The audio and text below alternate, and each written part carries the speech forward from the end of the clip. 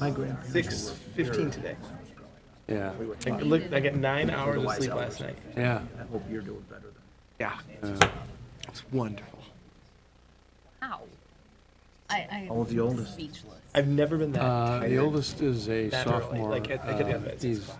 taking driver's ed, he's 15. At LT, here? No, Yeah. at Mount Yeah. Carmel, Not sleep well. in the city. I haven't been sleeping Yeah. great lately, but I just got up Yeah, early. that's stayed where up his too old man went. late. It's just a culmination of Son Just- went to Mount Carmel? No, Bad. that's my son. Oh, your daughter. so. Good, I'm gonna report on it too. That's impressive. Checked my thing this morning. I was like, Kinda- give me thumbs up. No, it's good Yeah, for they're us, in Mount especially Greenwood, he's a firefighter. Like, the only reason I stayed up that late is our to have younger the kids to faces bed. around here now. Yeah. Wow. So That is impressive. That's like I know. record. So sounds so good. I don't know why I needed to tell you that, but I just wanted. At my, It's like an achievement. It's like a grown-up achievement. it is. Like it's so rare. I appreciate it. Now so I'm gonna be beautiful. Like, oh, yeah. James would say he got like 10 hours. Oh my god.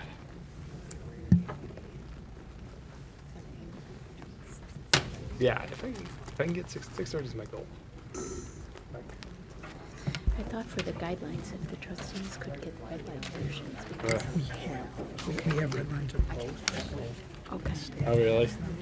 I mean that's normally me, but I always do use my Fitbit because it tells me that I got like 6 hours. But you're awake for an hour. Like so, it's like tells Right, you kind of yeah, your true exactly. sleep. So I use 6.5 as like my true sleep, not Yeah. just my Yeah. go to bed at 11 and wake up at 6. Remind me after the Right. meeting, I 7 have to hours stay now. and sign You actually got documents. 6 hours and 15 minutes. Yes, there's a couple important ones. Yeah.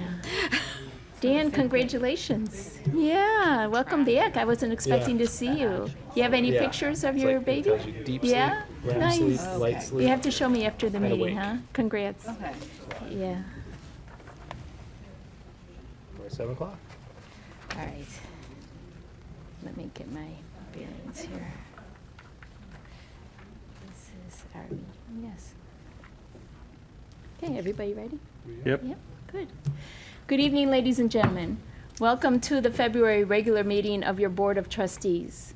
To honor our nation's heroes, and especially to honor the men and women who serve and protect our community, please rise and join us in the Pledge of Allegiance. I pledge allegiance to the flag of the United States of America and to the republic for which it stands, one nation, under God, indivisible, with liberty and justice for all. Thank you. Clerk Horvath, may we have the roll call, please? Yes, Madam President. Trustee Chen, Here. Trustee Fink, Here. Trustee John, Here. Trustee Rudolph, Here. Trustee Sifferman. Here. And Trustee Terrell. Here. All present. Thank you. Having read the agenda, does any trustee have an addition or deletion?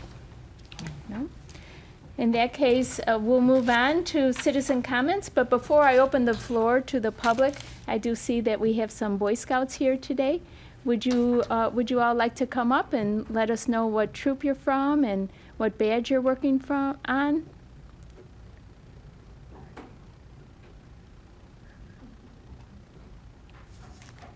I'm Hudson Bourgeois from Troop 12, and I'm working on the citizenship and the community badge. I'm Theo Bourgeois, I'm also from Troop 12 and working on the citizenship and community badge. Actually, if I could have you guys stand in for the podium, then we'd be on camera. And everybody's gonna be watching. You're going out to the, stand right right there. in the, right at The other side. on the other Or you side. can stand on Other the other side. side. On the other side, because the camera's right there. The camera's right there. And now they can hear you. Everyone at home can hear you. I'm Theo Bourgeois from Troop 12 and I'm working on the citizenship and the community badge. Nice. I'm from Troop 12, and I'm working on the Georgia community badge. Thank you. I'm Quentin Bourgeois, and I'm from Troop 12, and I'm working on the citizenship and the community badge. Okay. Thank you very much. If you all have any questions of the board, please see us after the meeting, or you can always email us, and we'd be happy to answer your questions. And I hope your attendance tonight spurs an interest in local government and that you'll be able to join your own board when you're an adult. So thank you and welcome. Now opening the floor to citizen comments. Is there anyone here who wishes to address the board this evening? Hearing none, we'll move on to the explanation of the omnibus voting procedure. The Illinois state statutes allow a municipality to collectively vote on a group of ordinances, resolutions, and other motions, such as awards of contract, appointments, etc. This is known as an omnibus vote. All the items contained on the omnibus vote list have been previously discussed by the President and Board of Trustees on at least one occasion, and often on several occasions. By placing them on the omnibus vote list, a single vote may be taken to approve them. A trustee may remove any item from the list and have it discussed and voted on separately prior to the omnibus vote. Is there any such request this evening? Hearing none, Trustee Terrell. President Gallagher, I move that the following ordinances, resolutions, and motions as contained in the meeting agenda for February 24th, 2020 be adopted and/or approved under an omnibus vote. Agenda item number 1, approval of minutes of the meetings of January 27th and February 10th, 2020 as read.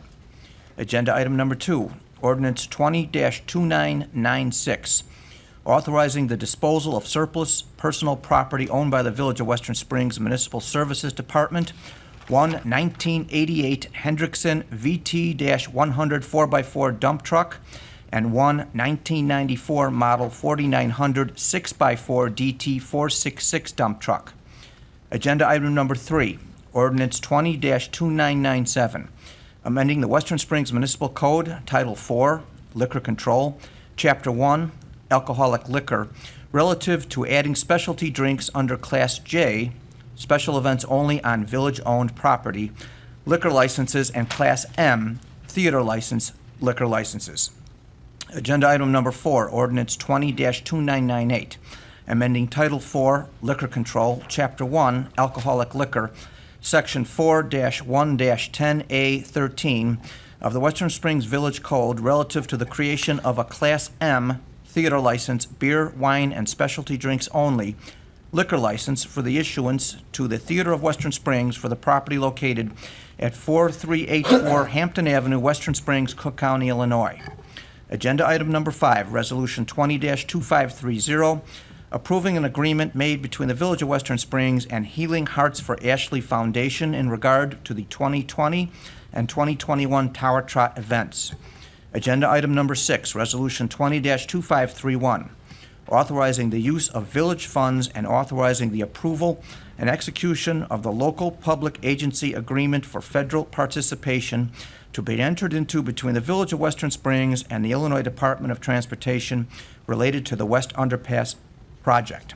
Agenda item number 7, resolution 20-2532, authorizing the approval and execution of the underpass agreement to be entered into between the Village of Western Springs and the BNSF Railway Company related to the West Underpass project. Agenda item number 8, resolution 20-2533, authorizing the approval and execution of the pipeline license to be entered into between the Village of Western Springs and BNSF Railway Company for the construction and maintenance of a new village storm sewer within the BNSF Railroad corridor. Agenda item number 9, resolution 20-2534, authorizing and approving the execution of AIA document A101-2017, standard form of agreement between owner and contractor, general conditions of the contract for construction, AIA document A201-2017, AIA document A102-2017, Insurance and Bonds Exhibit A, and related rider with the Construction Solutions of Illinois, Inc. for the C-Spar Sensory Room project at the Grand Avenue Center. Agenda item number 10, resolution 20-2535, approving and authorizing the execution of a professional engineering services agreement for Phase 3 construction engineering services with Christopher B. Burke Engineering, Ltd. of Rosemont, Illinois for the West Underpass project. Agenda item number 11, resolution 20-2536, approving and authorizing the execution of a professional engineering services agreement for Phase 2 design and Phase 3 construction engineering services with Christopher B. Burke Engineering LTD of Rosemont, Illinois for the 2020 motor fuel tax MFT resurfacing project.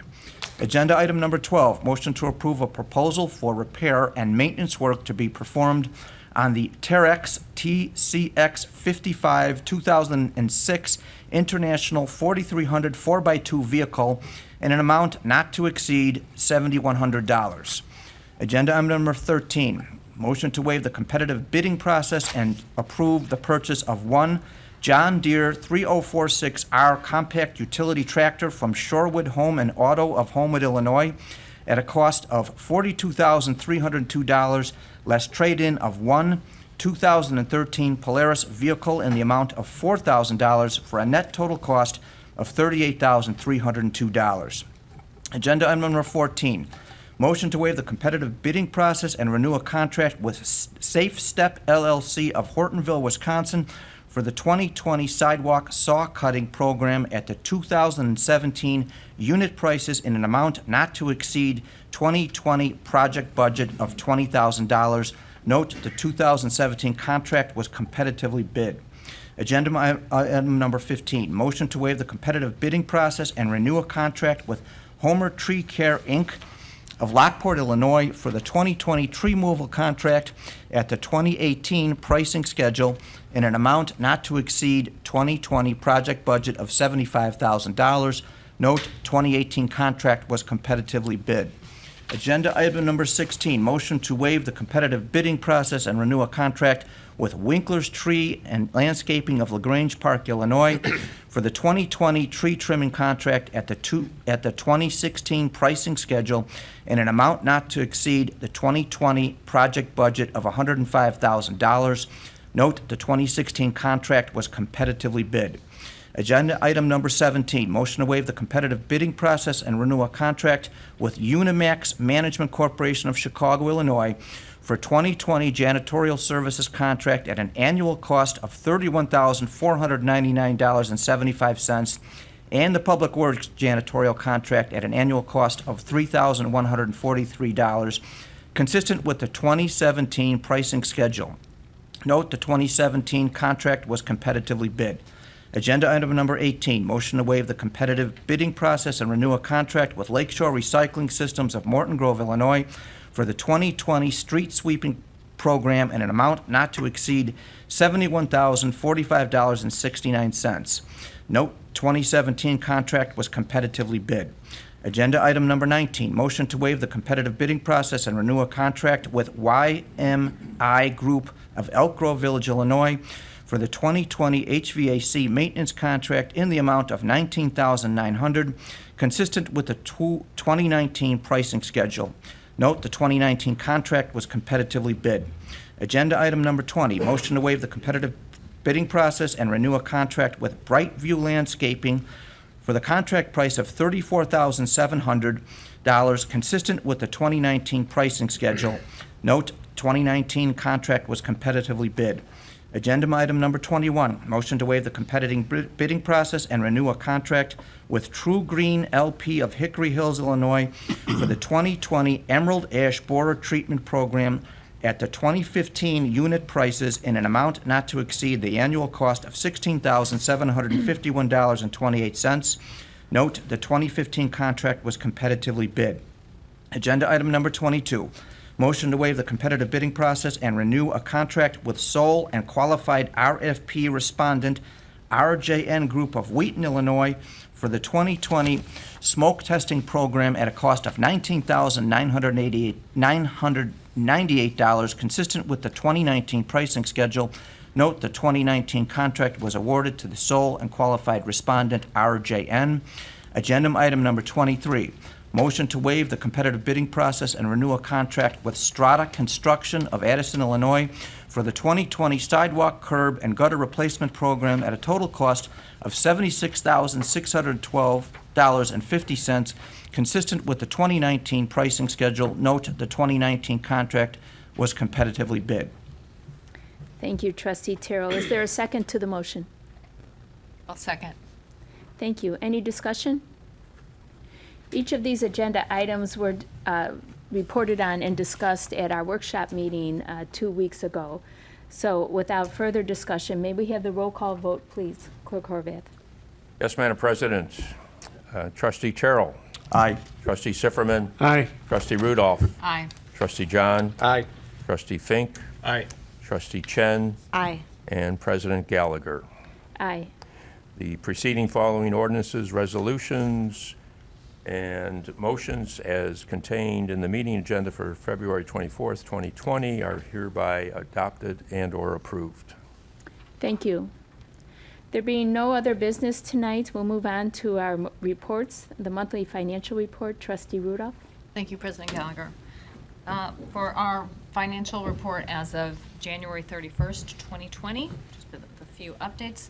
The police pension fund posted negative results with an unrealized loss of 0.49, or about 0.5%, and a trailing 12-month return of 12.84%, still greatly exceeding our assumption of 6.75% that we use in our projections, so of note. Secondly, the general fund, we ended the month with a deficit just due to the timing of property tax distributions, and the expenditures are on target and as expected. The water and sewer funds, the consumption billed in January was 1.28% higher than that of last year. The account surplus continues to be a result of timing between the receipt of the IEPA loan proceeds and the payment for the work performed on well number 5. And my second item would be the calling for our BOLI meeting at our March 16th meeting at 6:59 p.m. Any questions about the report? No. With that, I'll make a motion then to approve the January 31st financial report. Is there a second? I'll second that. Okay, may we have a roll call vote, please, Clerk Horvath? Yes, Madam President. Trustee Rudolph. Aye. Trustee Sifferman. Aye. Trustee Terrell. Aye.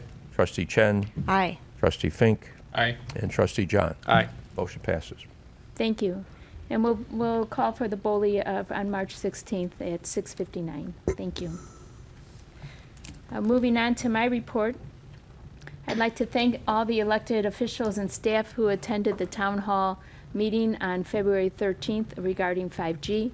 Especially like to thank staff for their preparation of that meeting. It was very well organized, very well run, and I think very well received as well. So thank you for that. The purpose of the meeting was to provide a forum for residents to have their questions answered by those most qualified to do so. So it was disappointing that no representative from the telecommunications companies attended.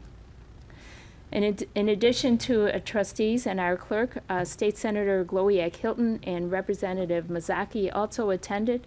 Senator Glowiak Hilton said she plans to establish a task force to look into 5G and introduce a bill that would give more control to municipalities, especially in historical districts.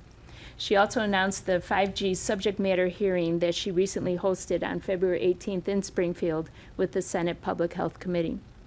Representative Mazzocchi stated she also introduced a bill to give some control back to local governments and their residents. She encouraged residents to fill out witness slips in support of her bill through a link on her website. Manager Velkme, Director Scott, and attorneys Mike Jerusik and Jim Rhodes, both of Kleinthorpe and Jenkins, collectively gave an overview and update on the evolution of 5G, challenges facing Western Springs, and all local governments with state and federal preemption of zoning authority. They also addressed the national priority the President has directed for a nationwide 5G rollout. Congressman Lipinski's Deputy Chief of Staff said the Congressman continues to push the FCC for a response to his letter requesting the research the FCC used to determine the 1996 regulations for radio frequency exposure. Stop 5G Western Springs Representative Maura Zellner and Stop 5G Hinsdale Representative Marla Mangoni were both invited to speak, and they each spoke regarding their respective organizations' positions on 5G technology and deployment. The evening concluded with Attorney Jerusik answering pre-submitted questions, public comment, and a Q&A session. Many of the questions we received were technical in nature or otherwise beyond the village's expertise, and so those questions have been sent to the appropriate entities for answers. Once we get those answers, we'll post them on the website.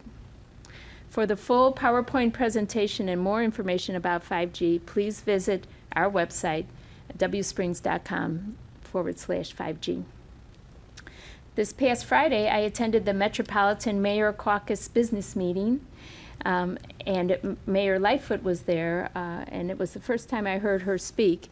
And she spoke very eloquently about the need for Chicago to have a casino. So she's very much in favor of that, and spent a majority of her speech telling us why this was a good thing for the region. She also said that she wants to work together with our communities, that she thinks of Chicago as just a partner with all the other municipalities, and as a region, we should work together, which was refreshing, and the first time I've heard the mayor of Chicago say something like that. So that was new. I was asked to present on the Western Springs experience regarding 5G at that meeting. Some of the mayors there had never heard of 5G, so I gave a brief overview of our experience, what we have done, and what we are committed to doing in the future. Finally, I'd like to thank Deputy Clerk Haskey for arranging last night's recognition of the board's commissioners and advisory board members. It was a very nice event at Salerno's, and her organization and arrangements made for a very lovely evening, so thank you, Deputy Clerk Haskey. I'd also like to thank Salerno's for providing the venue. It was a very nice place, warm and welcoming, and I think everyone had a good time. Thank you to all the trustees and Clerk Horvath who attended, and also like to thank senior staff who attended as well. I know that the commissioners appreciated that. But on behalf of the board, we'd like to thank all the commissioners and advisory board members who are so generous with their time, talents, and expertise to advise the board on a range of issues. So, and then just a reminder that next month we are combining our 2 meetings into one, and that meeting will be held on March 16th. And that concludes my report. Manager Velkme? Thank you, President Gallagher. I have several items tonight. Number 1 is well number 4 maintenance. And the village received information on Friday afternoon that the manufacturer of the Byron Jackson motor identified an issue with the windings on the rebuilt Type M. Techniques, Type M, and then technicians continue testing procedures over the weekend, and repairs have begun. So the village is anticipating approximately 2 weeks to complete repairs to the windings. The village has continued to monitor overall system quality and output from the water plant, and to date, no water has been used from well number 1. It is forecasted system demands do not indicate the village will need to utilize well number 1 within the allotted repair period, so we are fine right now. On well number 5, we still are waiting for the notice to proceed from the IEPA. Without that letter, we cannot begin any work. So, on Thursday, February 20th, Director of Fire and EMS at Pat Kenny and Training Director Pat Gallagher conducted a tabletop exercise, disaster exercise, that is, with senior staff. And President Gallagher and Trustee Sifferman were also able to attend. Planning for an emergency is an ongoing process. These events are never planned and are never predictable. Natural disasters can include severe storms, tornadoes, flooding, or also man-made ones, which are possibly due to a railroad accident or so forth. These disaster drills test our ability to react to a real event and review what resources we need and where to look for help. It is important to know our relationships with other government organizations, the process of declaring a disaster, the importance of communication with our residents and the media, the documentation that is needed for funding assistance, and the importance of our volunteers and volunteer management in such events, and knowing where to go for essential resources. Planning, I saw this one quote and I thought it was very good. Planning makes disasters less disastrous. So, there were many lessons learned, and we hope to have another drill next fall. Director Kenny, did you have anything else that you wanted to add? No, I just wanted to appreciate or express my appreciation for the attendance that was there and all of our directors and the attitude that was in the room. about the drill. I think anybody who was there could speak to that the sense of urgency in actually getting involved was very, very real.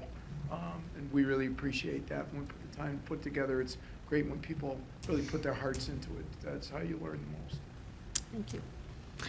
Manager Belkme, I'd like to comment on that, having attended that as well. I was thoroughly impressed with the organization of this event, the care and the extent to which all of the participants were brought into the scenario, were prepared for the various items that needed to be addressed, and a tribute to Chief Kenny for orchestrating this and did a great job of bringing us into the realm that he and Training Officer Pat Gallagher deal with every day. So it was a great experience for me, but also those within the village, within earshot of this presentation here,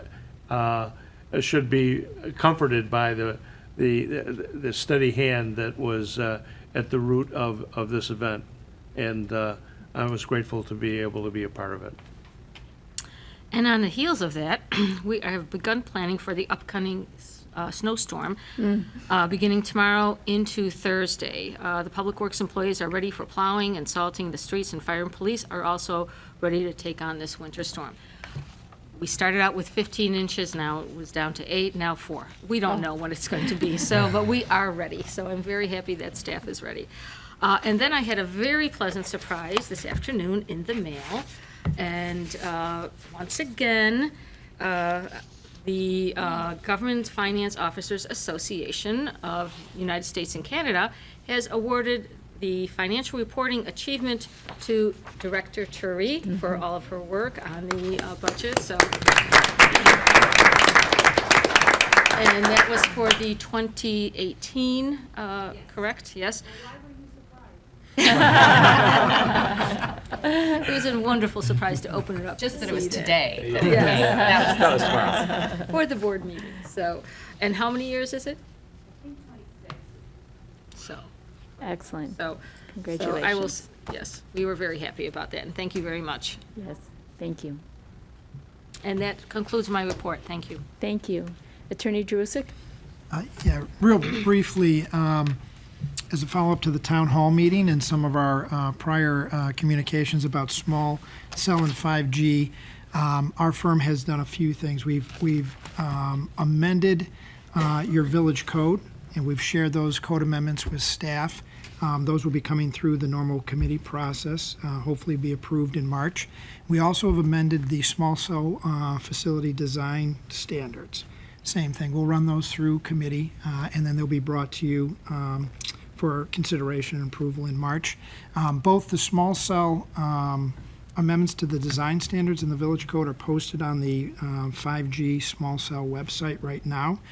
Staff put those up earlier today. We've gotten a couple positive comments from residents already. And then the other thing we're working on is an amendment to the state law. We're still making some refinements there, and we will run that through the board, before we share that with the legislators. Just really briefly, some of the amendments to the small cell, the design standards. We've introduced some new language regarding the importance of the village rights-of-way, the need for control, giving local control back to the extent possible, limiting siting of small cell facilities within 100 feet of residence unless a co-location on existing utility pole or structure is otherwise consistent with state law. Putting an order of preference for locating small cell wireless facilities on on a single pole, sort of a first in time, first in right.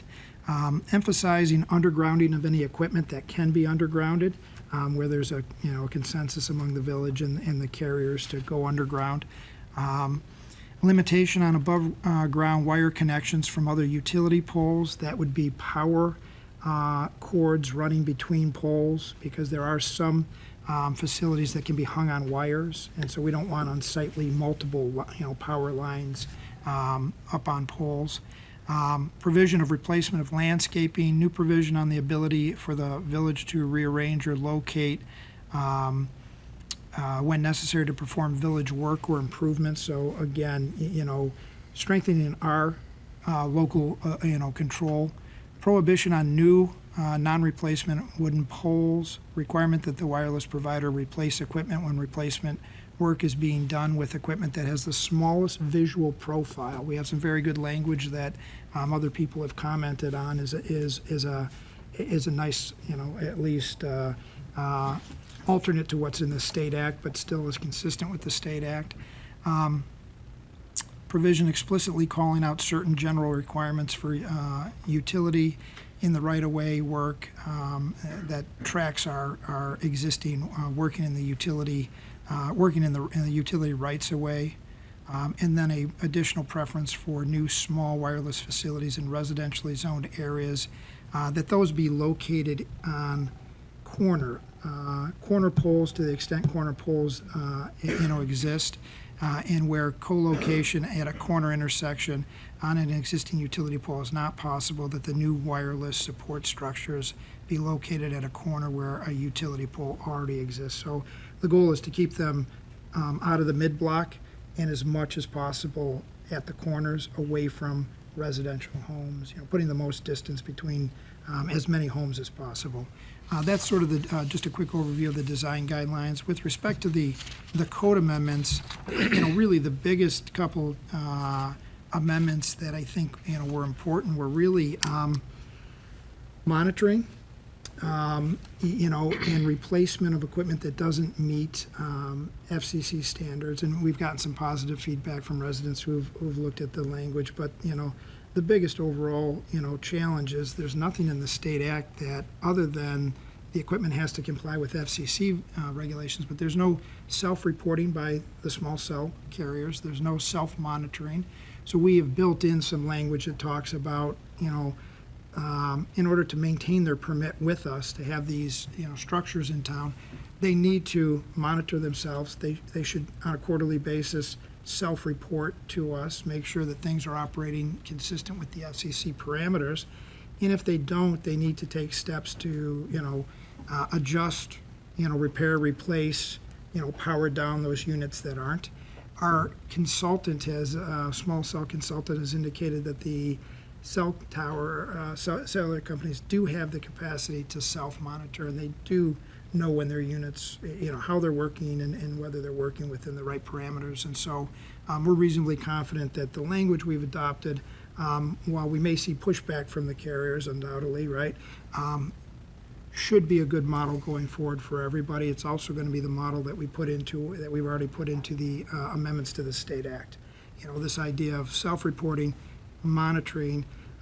The village will have an opportunity at its cost to test, any of the locations, and if we find that any of the locations aren't operating consistent with regulations, we've treated that as a public nuisance and something that can be cited and fined under our regular statutory public safety fine, ordinance. So again, that's not in state law.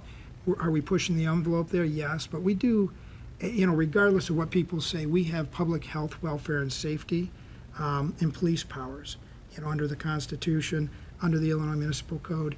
And the idea that there's a federal regulation that has to be complied with and then there's no federal remedy or state remedy in the State Act leads us to, the position that we should, as an entity that is here to protect the health, welfare, and safety of people, be able to impose some type of, sanction if they do not comply with the standards that they have to comply with.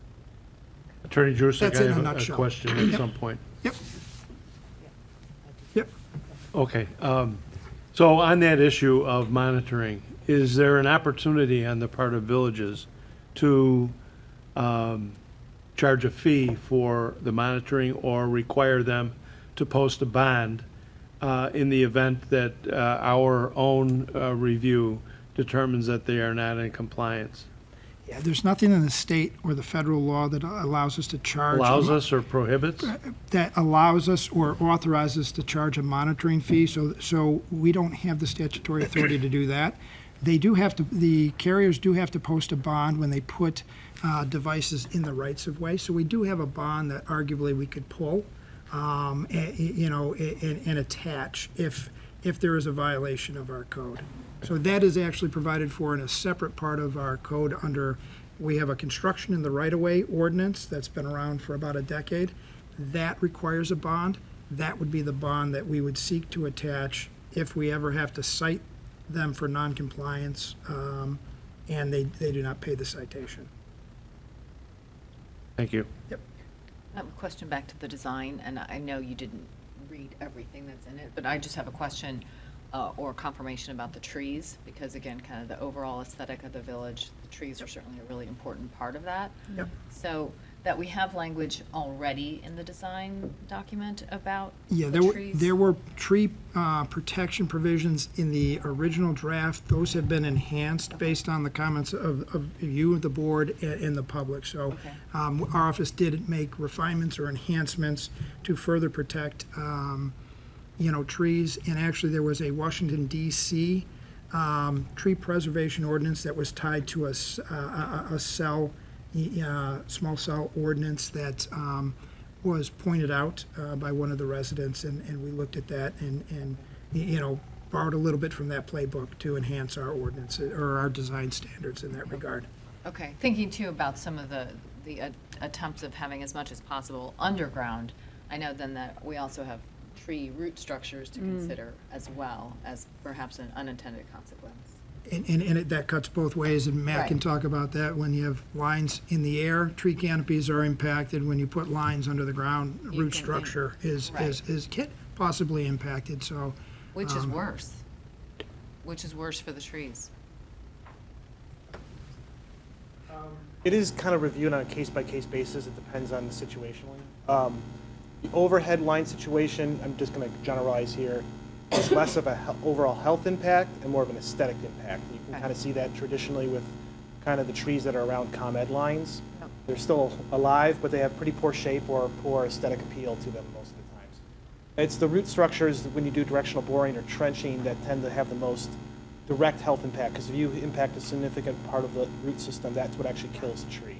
Most often, it's sometimes hard, especially to assess it in relation to construction, because the tree might not die for several years, sometimes 2, 3, 4 years. So it's sometimes hard, and we've seen that in the past, to directly attribute construction that's happened related, and then try to tag back around to a contractor to make them responsible if a tree dies off 2 years later or something from stress. Are certain species of trees worse, do they suffer a worse impact on the root system than others? I would say there probably is, but I'm definitely not the expert on that for the different types of species. I mean, we'd have to talk to some of our forestry team or a certified arborist to kind of get the. Okay. Okay, thanks. But one of the things I think with the corner preference, seems like we don't have trees right at the corners. So that seems to be a logical Yep. place then for lots of reasons, including to the benefit and protection of the trees. Of the parkway trees, absolutely. That was one of the considerations. It's, it's moving them away from residences. It's getting them on corners where typically poles are and typically trees are not. Can we go corner to corner, or does it have to be something in the middle of the block? I think based on the distance requirements for these units, there needs to be, about a 400 to 500 foot, separation between the units. So, I think, based on What's a their block? performance needs. 800 feet? About 800, I think, yeah. So you- Yeah, So you're most pushing, likely- you're pushing the envelope. They may need something mid-block. And you get But Forest the- Hills is probably longer blocks. And Oh, there are yeah. different lengths of Because the- blocks. Yep. So at one point in our deliberations on this matter, we talked about there possibly could be opportunities to blend our lighting issues with the technology. And I was impressed with one of the models, one of the design slides in the town hall meeting that had all of the items self-contained within the pole itself, and then a very nice lamp that lit up. Do we have any say in requiring that kind of design by the carriers. Yeah, that's been covered in our existing design, standard. That model? That type of model? That model, that if they are going to not locate on an existing pole, that they can either locate on our utility pole, if we have an existing, pole, and then we do have a standard for them to put in decorative light poles that match what we have in the community, in that particular neighborhood, and the standard does cover that, all the wires have to be self-contained inside the pole, and the antenna structure has to seamlessly, fit in with the lamp structure at the top of the pole. So we did cover that. That was covered before, and it's still in the current Right. Thinking draft. that one, that black one. Yeah. Yeah. Where it's the cantenna at the top, right? That's exactly what it's, the antenna. And, the goal there would be, it's an opportunity for the community to get possibly new street lighting rolled out in certain areas that, that do not have street lighting. So it's something to consider. Again, it's making, lemonade out of lemons, a situation where we have to, deal with this issue based on the federal and state law. There might be opportunities to help grow our infrastructure in a positive way, that makes the aesthetics issue, not such a burden. And with the monitoring and the self-reporting and the compliance matter, hopefully that takes, some of the health issue or health concerns, and mitigates those. Mike, what's our timetable on these amendments?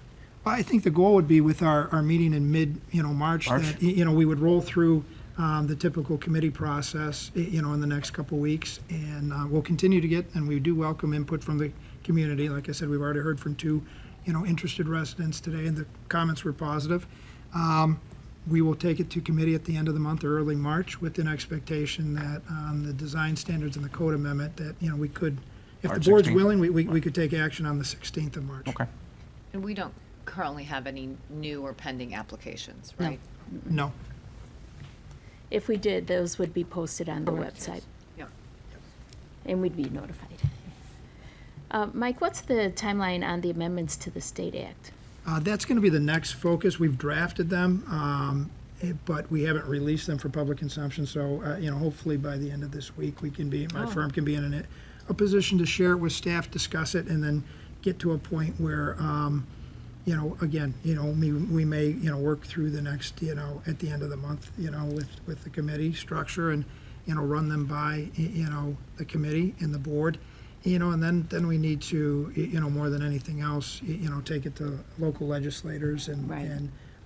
and work it through their process. The village board won't be approving that, draft legislation. It will be more of a suggestion or a recommendation from this board, that the legislators, consider this. And once we, It it's, would be coming from your firm then, and not well, through. it's going to be state legislation in the amendment, kind of format that we would be, as a board, saying we would like our local legislators to consider Right. sponsoring this and supporting it, and then they will take it, possibly make refinements to what we recommend to them, and then it will go, sort of, we hand it off. As a resolution?